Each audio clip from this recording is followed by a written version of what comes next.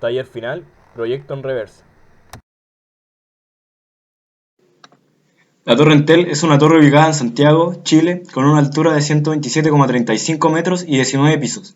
Fue en el tiempo de su construcción en el año 1974 la construcción arquitectónica más grande de Chile, aunque posteriormente se vio superada por la Torre Telefónica. Aún así es considerada un ícono de la ciudad por su ubicación, cercana al Palacio de la Moneda y junto a la avenida del Libertador Bernardo Higgins.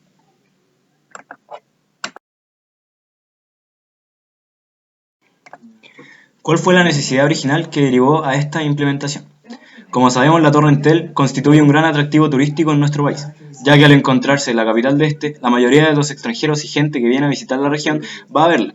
Además de que se realizan grandes celebraciones tales como la celebración del Año Nuevo, donde multitudes de gente se reúnen para poder apreciar los grandes fuegos artificiales que son lanzados, pero este atractivo turístico se ha ido concertando a través del tiempo, pero no era una necesidad inicial, al menos no la más importante, por la que se ha construido, sino que la comunicación es el foco central de esta torre, puesto que es uno de los elementos más destacados del Centro Nacional de Telecomunicaciones y es un núcleo vital en todos los programas de comunicación a larga distancia que podemos encontrar en Chile. Es también un área que facilita la interconexión con las redes microondas sur y norte, enlace a estación terrestre de comunicaciones por satélite de Longovilo y vía microondas con Mendoza, Argentina. Además, desde el terremoto de 1960, Entel quiso emprender la gran misión de mantenernos a todos conectados, como un respaldo para resguardar el bienestar de nuestros familiares y gente cercana.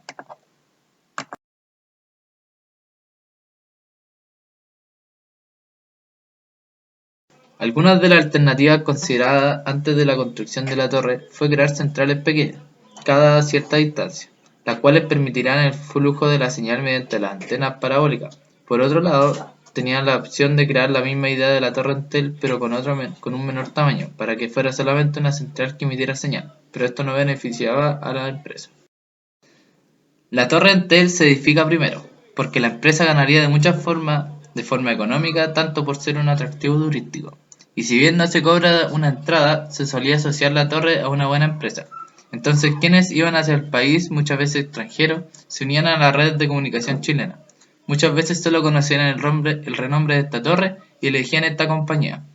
Con este último punto nos referimos a otra razón por la que la torre fue edificada, la cual sería el renombre social, el impacto social que pudo llegar a tener, tomando en cuenta que luego de su finalización de construcción en el año 1974, era la edificación más alta del país, por lo mismo poseía un renombre importante, el cual se derivaba a un prestigio social.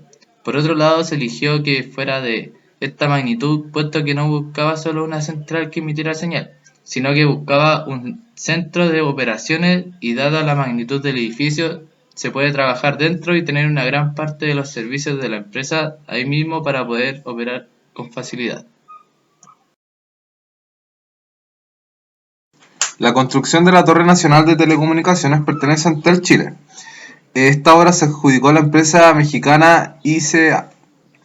Está construida en su base que sumerge en las profundidades de la Tierra, en la cual está a 18 metros de profundidad. Esta se compone de muros atiesadores o rigidantes que permiten agregar cuerpo, pudiendo confinar hormigón entre los muros. Además, está totalmente construida de hormigón armado con un peso propio de 2000 toneladas, considerando los rellenos de hormigón pobre. La base está rodeada de una gran jaula de Faraday de cobre que sirve de protección frente a las corrientes parásitas de bajo voltaje y alto amperaje detectadas en la excavación de la línea 1 del metro. El fuste construido con estructura metálica embebida o rodeada de hormigón armado forman parte de la sección tubular cuadrada hueca. Este enrejado metálico era una práctica japonesa que tuvo posibilidad de ver el terreno y aquí resultó clave para la formación de la torre.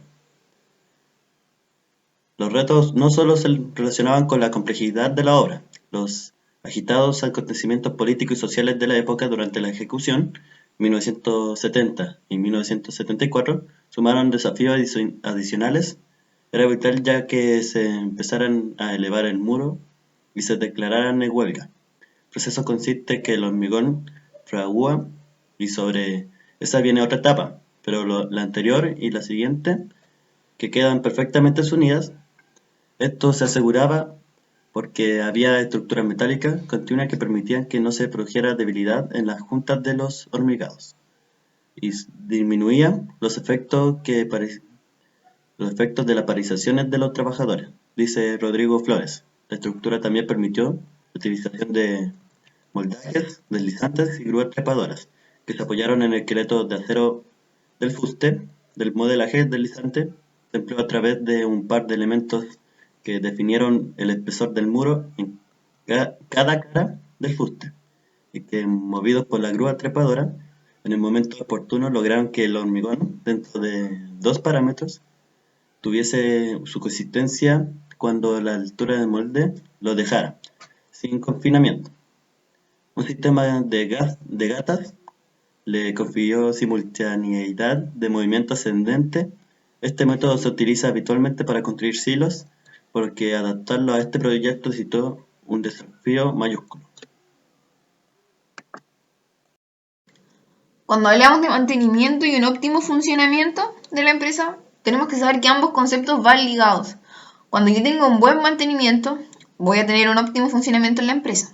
En el mantenimiento se tiene que tener en cuenta la infraestructura, los equipos en buen estado, las estaciones, las redes tanto neumáticas como fijas y las redes de suministro, los sistemas de telecomunicación y las instalaciones sobre todo, ya sea de sistemas, valga la redundancia, y unidades móviles, tienen que estar en buen estado.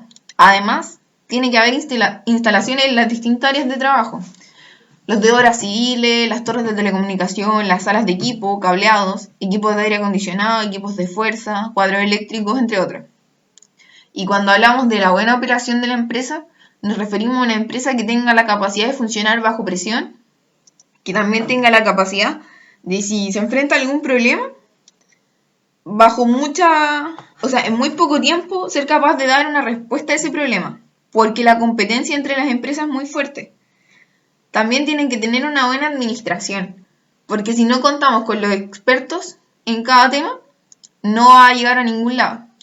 Entonces, estos dos factores van ligados, van de la mano para poder lograr una buena administración y mantenimiento, un buen funcionamiento de la empresa.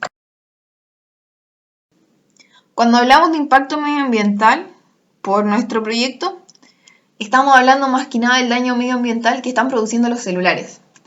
Como cada vez la tecnología avanza más rápido, cada vez son más los celulares en desuso. Se dice, por ejemplo, que hay el triple de celulares que el número de usuarios de telefonía móvil. Entonces, cada vez que se desecha un celular, los materiales que se usan, como el metal para la batería o el plástico para la fabricación, queda desechado y no se preocupan en la recolección o el reciclaje de estos materiales. En la empresa, en Entel, hay 3 programas que nos llamaron la atención sobre esto. El primero es el reciclaje celular, que se instalan puntos de recolección para celulares en desuso. Luego se recuperan materiales como cobre, aluminio y plástico y se venden como materia prima. También con esto financian una escuela de música sustentable, que es la primera escuela en Latinoamérica autosustentable que está en Rapa Nui. Y además tienen un proyecto interno que se llama Tengo una idea, que es un espacio para que cualquier ciudadano pueda presentar un proyecto que trate de reconstrucción medioambiental o que proponga ideas para el beneficio de la sociedad.